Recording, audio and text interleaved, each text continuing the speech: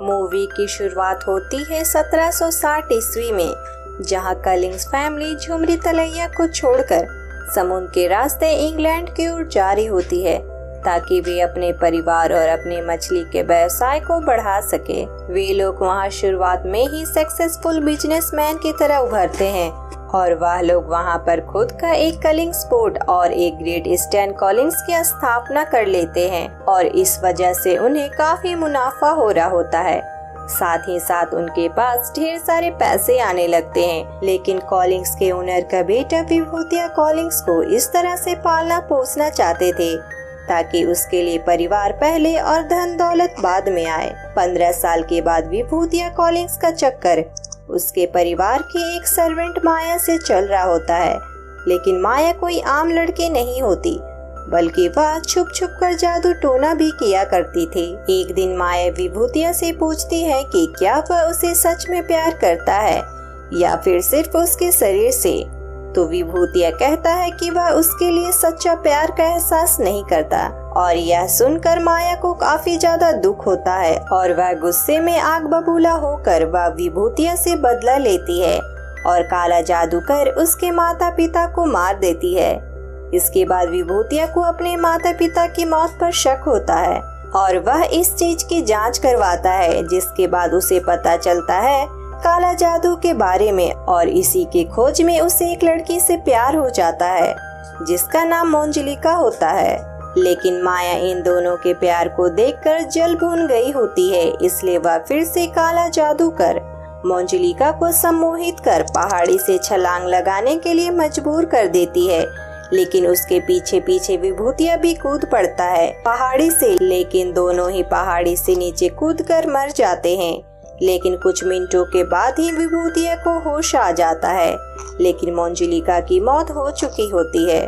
मोंजलिका की मौत के कारण विभूतिया को एक श्राप मिल जाता है, जिसके कारण वह मर नहीं पाता और वह वैम्पायर बन जाता है। वहीं दूसरी तरफ माया शहर के कई लोगों को बहला फुसलाकर विभूतिया को मारने के लिए लाती है और विभूतिया की ओर इशारा करते हुए कहती है कि यह एक राक्षस है, इसे मारा नहीं जा सकता, लेकिन इसे बंदी बनाकर कैद किया जा सकता है। इसके बाद वे सभी लोग विभूतिया को पकड़कर एक कॉफिन में बंद कर देते हैं और उसे हमेशा के लिए जमीन के अंदर दफना देते हैं। कई सौ साल गुजरने के बाद 1972 ईस्वी में अंगूरी नाम की लड़की ट्रेन में सफर कर रही होती है और वह कॉलिंग्स के महल जा रही होती है और उसके हाथ में कॉलिंग्स फैमिली का विजिटिंग कार्ड होता है जिसमें लैंड ब्रोकर की जॉब की जरूरत होती है।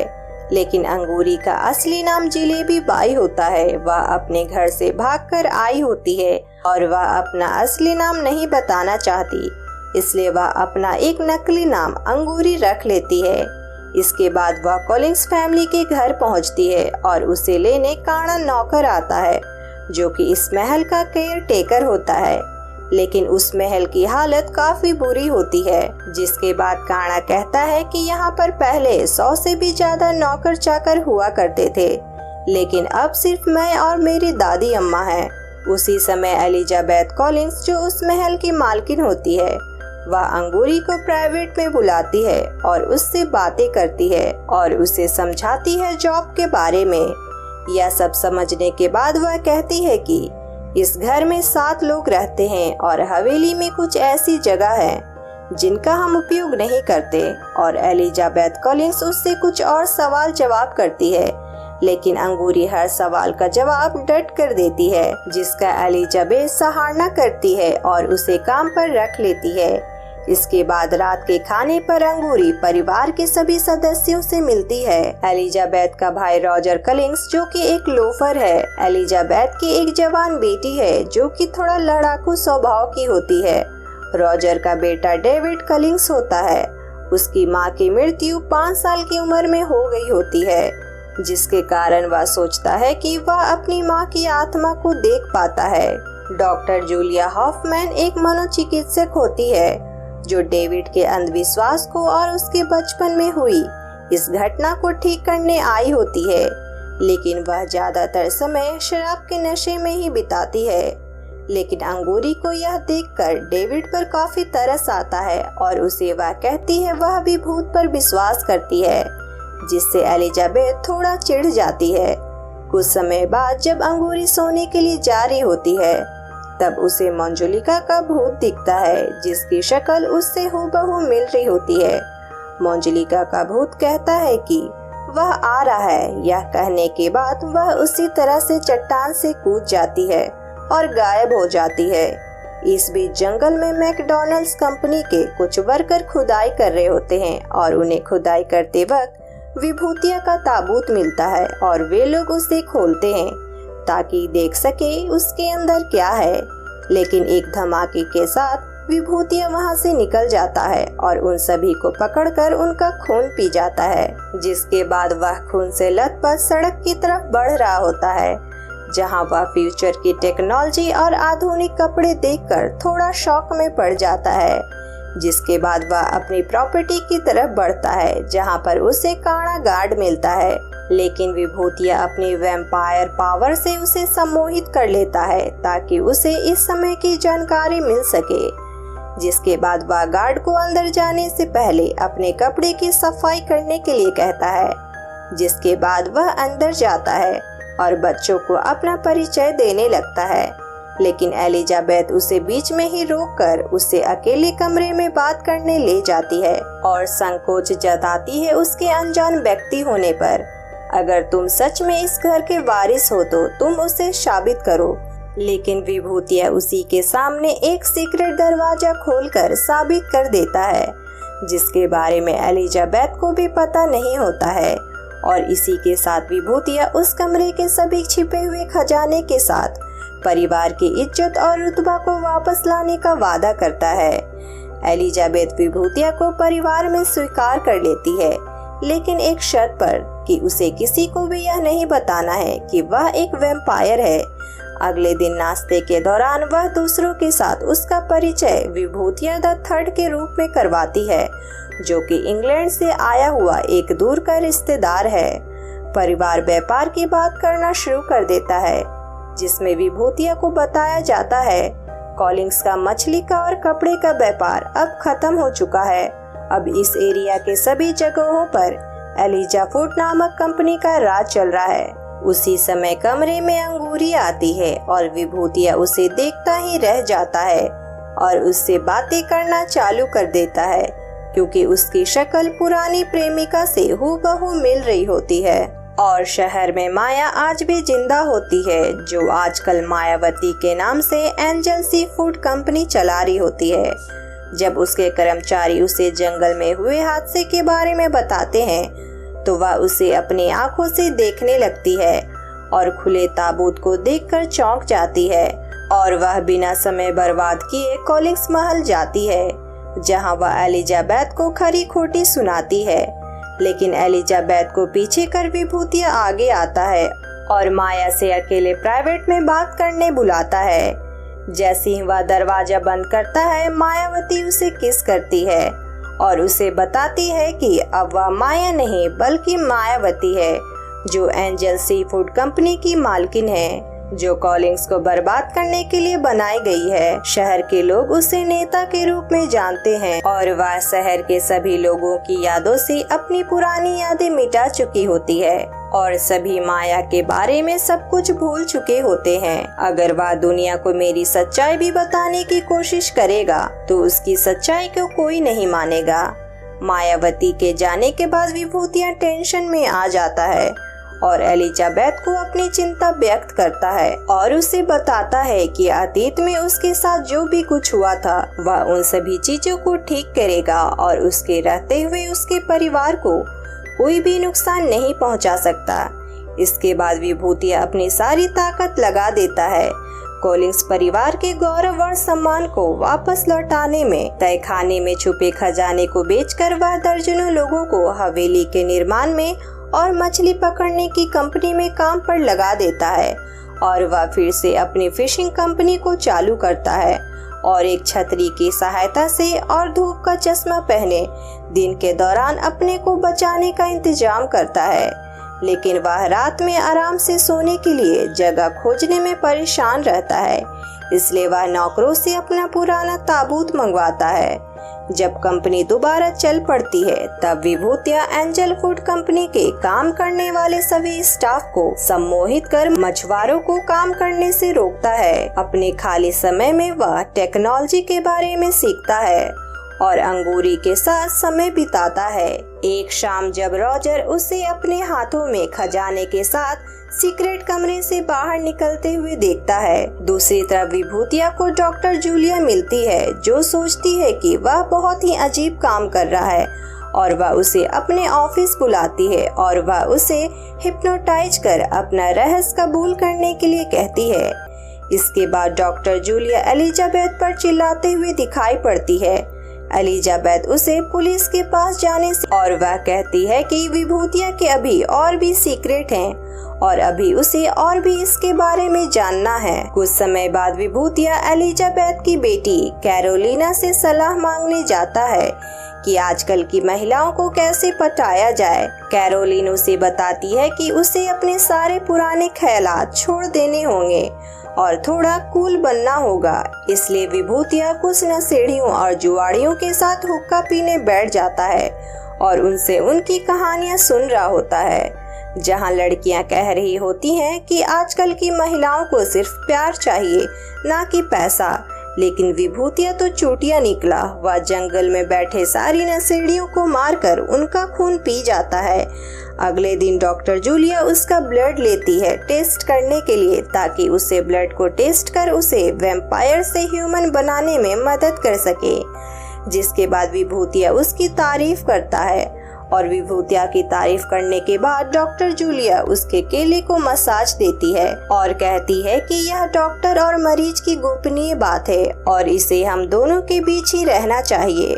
और विभूतिया भी मजे लेता है। अगले दिन विभूतिया और अंगूरी एक साथ समय बिता रहे होते हैं और सुपरनैचुरल पावर्स के बारे में बात कर रहे होते हैं। दूसरी तरफ माया यानी मायावती काफी गुस्से में होती है, क्योंकि कलिंग्स परिवार की कंपनी फिर से सफल हो रही होती है और मीटिंग के दौरान बोर्ड मेंबर्स के सदस्य को यह समझ में नहीं आ रहा होता कि इसमें कौन सी बड़ी बात हो गई है कि इन्हें इतना गुस्सा आ रहा है, क्योंकि मार्केट में 90 से 95% मछली अभी भी एंजल सी फूड कंपनी ही बेच रही होती है। लेकिन मायावती कहती है यह कंपनी उसकी दादी ने शुरू किया था और हमें कलिंग्स फैमिली के बिजनेस को बर्बाद करने का तरीका खोजना पड़ेगा। जिसके बाद वह विभूतिया को एक मीटिंग के लिए बुलाती है और उसे अपने कंपनी को बेचने का ऑफर देती है, लेकिन विभूतिया उसे मना कर देता है। लेकिन मायावती उसे याद दिलाती है कि वह केवल उसका प्यार चाहती है और अगर उसने बात नहीं मानी तो अंगूरी को मारने की धमकी देती है। लेकिन यह कहते हुए मायावती विभूतिया से लिपट जाती है और दोनों एक दूसरे के साथ रोमांस करना स्टार्ट कर देते हैं और उनकी रोमांस की ताकत इतनी होती है कि वे लोग ऑफिस के ज्यादातर फर्नीचर तक तोड़ देते हैं। टपाटप का काम पूरा होने के बाद विभूतिया को गिल्टी फील होता है और वह कहता है कि वह उसके साथ प्यार नहीं कर सकता। जिसके बाद मायावती उसे तबाह करने का कसम खाती है। दूसरी तरफ विभूतिया डॉक्टर को अपना खून ट्रांसप्लांट कर देता है ताकि उसका वैम्पायर से इंसान बनने का सपना पूरा हो सके। जिसके बाद आधी रात में अंगूरी की नींद खुलती है और वह फिर से मंजुलिका की भूत को देखती है और वह फिर से उसी तरह चट्टान से गिरते हुए देखती है और वह उससे मदद मांग रही होती है। अगले दिन सुबह नाश्ता करते समय विभूतिया सभी को बताता है कि वह टी पार्टी में सभी को बुला रहा है ताकि वह पूरे शहर को बता सके कि इस शहर पर किसका राज चलता है। जिस पर उसकी भतीजी कैरोलिन उसे समझाती है कि बाबा आदम के जमाने में चाय पर लोग बुलाते थे। आजकल लोगों को अगर खुश करना है तो उन्हें पार्टी में डिस्को डांस और शराब पिलानी चाहिए, ना कि चाय पार्टी पर बुलाना चाहिए। रात में पार्टी के समय जूलिया कहती है कि मुझे लगा कि आप मजाक कर रहे हैं, लेकिन विभूतिया कहता है कि यह पार्टी कोई मजाक नहीं है। जब मैंने कहा कि पार्टी दूंगा तो मतलब कि दूंगा। इसके बाद एक रॉक बैंड को लाइव गाने पर बुलाया गया होता है, लेकिन विभूतिया को उसका गाना जरा भी पसंद नहीं आता और वह सुमड़ी में निकल जाता है। विभूतिया टहलते टहलते सर्वेंट कोर्ट रूम में पहुंचता है, जहां उसका भतीजा डेविड कोर्ट रूम के बाहर पहरा दे रहा होता है, क्योंकि उसके पिता ने उसे बाहर रखवाली के लिए रखा होता है ताकि कोई अंदर ना आ सके। लेकिन विभूतिया अपने वैम्पायर वाली पावर से खिड़की के बाहर लटक कर सारी चीजें देख रहा होता है, जहां वह पाता है कि रॉजर वहां एक सर्वेंट के साथ संबंध बना रहा होता है। संबंध बनाने के बाद वह कोर्ट रूम में रखी सभी मेहमानों के कोट से पर्स चोरी कर रहा होता है। जिसके बाद विभूतिया वहां से बालकनी की तरफ जाता है, जहां उसे अंगूरी मिलती है, जहां अंगूरी कहती है विभूतिया से कि लगता है कि मैं तुम्हें कई सालों से जानती हूँ और मैं तुम्हें अपने दिल की हर बात बता सकती हूँ। और उसे हमेशा कोई चीज कलिंग्सवुड की ओर खींच रही होती है। जब विभूतिया उसे किस करने के लिए आगे बढ़ता है, तब अंगूरी थोड़ा डर जाती है, क्योंकि उसने कभी पहले किसी को भी किस नहीं किया था और उसे अपने बारे में बताती है कि उसने काफी साल पागल खाने में गुजारा है और उसे कई बार इलेक्ट्रॉनिक शॉक के झटके भी दिए जाते थे, जो कि काफी दर्दनाक ट्रीटमेंट होता था। लेकिन उसने कभी हार नहीं मानी और एक दिन वह वहां से भागने में सफल रही। और जब वह एक रात बैठकर सोच रही होती है कि वह अब कहाँ जाए, तब उसे पेपर में छपा एडवर्टाइजमेंट दिखता है और वह अंदर से महसूस करती है कि उसे यहाँ जाना चाहिए और आज वह उसके सामने है। यह कहने के बाद अंगूरी विभूतिया को किस करती है और यह सब कार्यक्रम पीछे से मायावती देख रही होती है, जो कि अभी अभी पार्टी में आई होती है और उसे काफी गुस्सा आता है। अगले दिन विभूतिया डॉक्टर से मिलने जाता है ताकि वह अपने प्रयास को दुगना कर सके उसे इंसान बनाने के लिए, ताकि वह अंगूरी के साथ फिर से एक हो सके। लेकिन डॉक्टर कहती है कि वह कभी भी उसे इंसान नहीं बना सकती, लेकिन वह इस प्रयास में थी कि वह खुद अमर हो जाए। लेकिन विभूतिया को यह बात अच्छी नहीं लगती और उसे धोखे का एहसास होता है, जिसके बाद वह डॉक्टर को मारकर उसका खून पी जाता है। लेकिन हम देखते हैं कि डॉक्टर के भी वैम्पायर की तरह दांत निकल चुके होते हैं। जिसके बाद विभूतिया डॉक्टर को ताबूत में बंद करके उसमें पत्थर भरकर समुद्र में फेंक देता है। इसके बाद हम देखते हैं रॉजर खजाने का सीक्रेट दरवाजा खोलने की कोशिश कर रहा होता है और विभूतिया देख लेता है। जिसके बाद विभूतिया उसे गर्दन से पकड़ते हुए दो चॉइस देता है, या तो वह वापस जाए और अपने बेटे के साथ आम जिंदगी जिए, या फिर वह खजाने से कुछ रुपए लेकर अपने बेटे को छोड़कर इस जगह से दूर चला जाए। लेकिन रॉजर अपने बेटी की जगह खजाना चुनता है और वह अपना सामान बांधकर अपने बेटे का दिल तोड़कर वहां से चला जाता है। और उसका बेटा यह देखकर काफी दुखी होता है और वह वहां से भागकर अपने कमरे की ओर चला जाता है। वहीं हॉल में काना नौकर झूमर लटका रहा होता है और उसके हाथ से झूमर छूटकर उस बच्चे पर गिरने वाला होता है। लेकिन विभूतिया उसे अपनी सुपर स्पीड से बचा लेता है। लेकिन उसी वक्त उस पर धूप की किरण पड़ती है और उसके शरीर में आग लगने लगती है। अब उसके पूरे परिवार को उसका रहस्य पता चल चुका होता है और डेविड और अंगूरी उससे डरकर दूर हो जाते हैं और वहां से भाग जाते हैं। निराश होकर विभूतिया मायावती से मिलने जाता है, लेकिन मायावती उसका श्राप मिटाने से इनकार कर देती है और उसे ऑफर देती है कि हम दोनों मिलकर फिश मार्केट में अपना साम्राज्य खड़ा करेंगे, वरना ताबूत में वह फिर से उसे बांधकर दफना देगी। लेकिन विभूतिया उसे मना कर देता है और उसे भाड़ में जाने के लिए कहता है और वह गेट की ओर बढ़ता है। लेकिन मायावती के एम्प्लॉयज एक ताबूत लेकर उसके इंतजार में खड़े होते हैं और मायावती उसे जंजीर में जकड़कर उसमें बांधकर डाल देती है। इसके बाद वह कलिंग्स कंपनी को आग लगा देती है, जिसके बाद वह एक बड़े से मकबरे में उस ताबूत को रख देती है जिसमें विभूतिया कैद होता है। लेकिन डेविड वहां अपनी मॉम को खोजते खोजते आ जाता है और वह उस कॉफिन को खोलता है जिसमें विभूतिया होता है।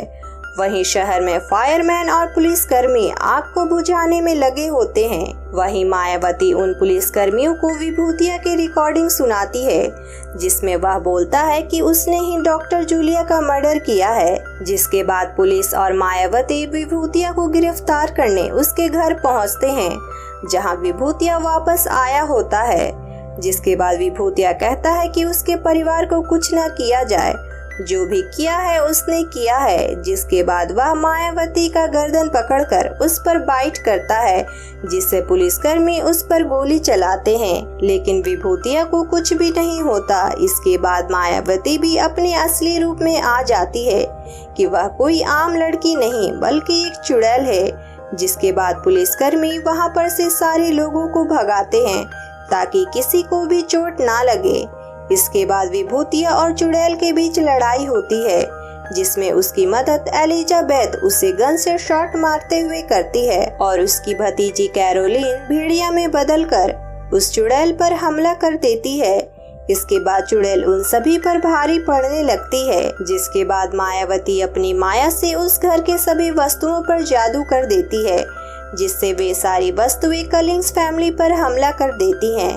जिसके बाद एक स्टैचू विभूतिया को जकड़ लेती है और माया उसे सच बताती है कि उसके माता पिता की मृत्यु कोई एक्सीडेंट नहीं बल्कि उसने ही मारा है और उसकी भतीजी को भेड़िया मानव का श्राप भी उसी ने दिया है क्योंकि वह इस फैमिली से बहुत नफरत करती थी, इसलिए वह इस फैमिली को खत्म कर देना चाहती थी। माया चुड़ैल बनने के बाद सभी पर भारी पड़ रही होती है। जिसके बाद वह डेविड के पीछे पड़ जाती है, लेकिन डेविड अपनी जान बचाने के लिए अपनी मरी हुई मॉम को पुकारता है, लेकिन माँ तो माँ होती है। मरने के बाद भी अपने बच्ची की रक्षा करने के लिए वह चुड़ैल पर हमला कर देती है और उसे उड़ाकर झूमर से लटका देती है और अपनी ताकत से उस झूमर को गिरा देती है जिससे चुड़ैल झूमर के नीचे दब जाती है और घर में आग लग जाती है। जिसके बाद कॉलिंग्स परिवार के सारे लोगों को घर से बाहर जाना पड़ता है।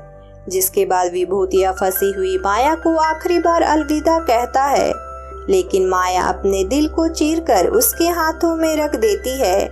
जिसके बाद उसका दिल किसी रेत की तरह बिखर जाता है।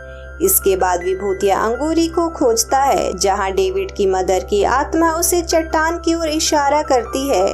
इसके बाद विभूतिया अंगूरी को चट्टान से कूदने से रोकता है जहां अंगूरी कहती है कि वह आम इंसान है और वह आम इंसानों की तरह ही मर जाएगी, लेकिन तुम अमर हो, इस तरह हमारा एक होना कभी भी संभव नहीं है। और यह कहकर वह पहाड़ी से कूद जाती है और उसके पीछे विभूतिया भी कूद जाता है। यह सीन बिल्कुल वैसा था जैसा कि पहले सीन में विभूतिया अपनी गर्लफ्रेंड को बचाने के लिए कूदता है, लेकिन इस बार वह जूलिया को पकड़कर बाइट कर लेता है ताकि अंगूरी भी वैम्पायर बन सके और दोनों जमीन से टकरा जाते हैं। लेकिन हम देखते हैं कि दोनों जमीन पर खड़े होकर एक दूसरे को किस कर रहे होते हैं, यानी कि अब अंगूरी भी वैम्पायर बन चुकी होती है। वहीं दूर समुद्र के बीचों बीच हमें दिखाया जाता है कि डॉक्टर जूलिया अपनी आंखें खोलती है और वह भी अब वैम्पायर बन चुकी होती है। और इसी के साथ ये मूवी यहीं एंड हो जाती है। आई होप आपको मूवी एक्सप्लेनेशन पसंद आया हो, तो वीडियो को लाइक शेयर सब्सक्राइब करना ना भूलें। मिलेंगे नेक्स्ट वीडियो में, तब